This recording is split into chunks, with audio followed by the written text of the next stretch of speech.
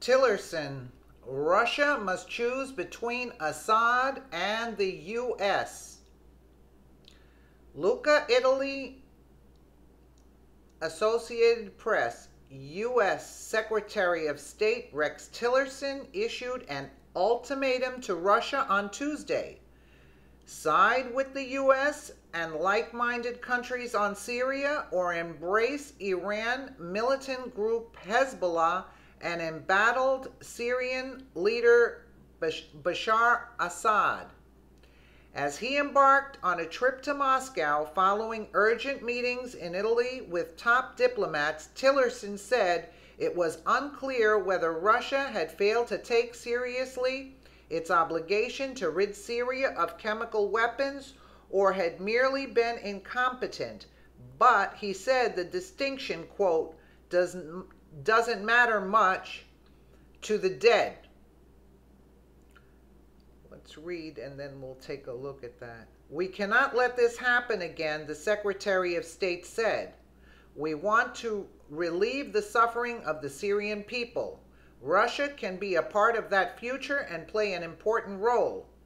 Tillerson added in remarks to reporters, quote, or Russia can maintain its alliance with this group, which we believe is not going to serve Russia's interests longer term. Since the U.S. launched airstrikes against Assad's force in retaliation for a chemical attack on civilians last week, Trump administration officials have offered mixed messages about whether Washington believes Assad definitely must surrender power and when. Tillerson said it was clear the U.S. saw no role for Assad in Syria's future, given that he had lost legitimacy. It is clear to all of us that the reign of the Assad family is coming to an end, he said. But the question of how that ends and the transition itself could be very important in our view to the durability, the stability inside of a unified Syria. That's why we are not presupposing how that occurs, Tillerson added. He said these ceasefire attacks that Russia and Iran have helped broker in the Kazakh capital, Astana, could generate momentum towards broader talks about a political transition. If the Astana talks succeed in creating a durable ceasefire, the resulting political talks would take place under the auspices of the United Nations process in Geneva. To date, Astana has not achieved much progress, Tillerson said. Tillerson spoke after a meeting of the like-minded, quote, countries was hastily arranged on the sidelines of the summit of the Group of 7 industrialized economies in Italy, days after the U.S. for the first time launched airstrikes against Assad's forces. A key focus since the chemical attacks has been on increasing pressure on Russia, Assad's strongest ally, which has used its own military to keep Assad in power.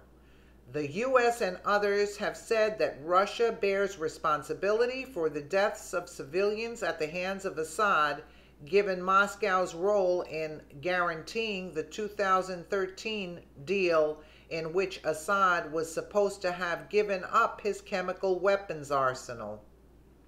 The U.S. raises the stakes significantly on Monday when a senior U.S. official said Washington has made a preliminary conclusion that Russia knew in advance of Syria's chemical weapons attack. Yet the U.S. has no proof of Moscow's involvement, said the official, who wasn't authorized to speak publicly on intelligence matters and demanded anonymity. The accusation will hang over Tillerson's visit to Moscow, where he plans to meet with Russia's Foreign Minister Sergei Lavrov and possibly with Russian President Vladimir Putin. The Kremlin declined to say whether Putin would meet with Tillerson, in line with its usual practice of not announcing such meetings ahead of time. The United States has sought to minimize expectations for the trip or the likelihood that the U.S. will leave with any concessions from Russia regarding its support for Assad. Instead, the U.S. is hoping to use the visit, the first by a Trump cabinet official to Russia, to convey its expectations to Moscow and then allow the Russians a period of time to respond.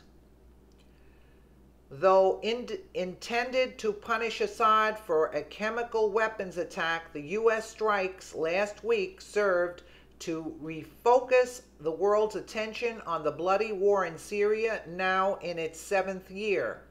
Diplomats gathered in Italy as U.S. officials in Washington floated the possibility of a new sanctions on the Syrian and Russian military, plus the threat of additional U.S. military action if Assad's government continues attacking civilians.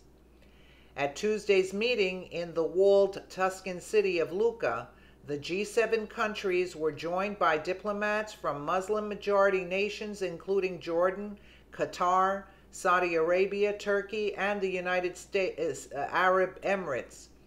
The inclusion of those countries is important because the U.S. strategy for Syria involves enlisting help from Mideast nations to ensure security and stability in Syria after the Islamic State group is vanquished.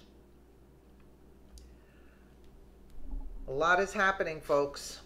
Let us know what you think in the comments below, and thank you so much for watching.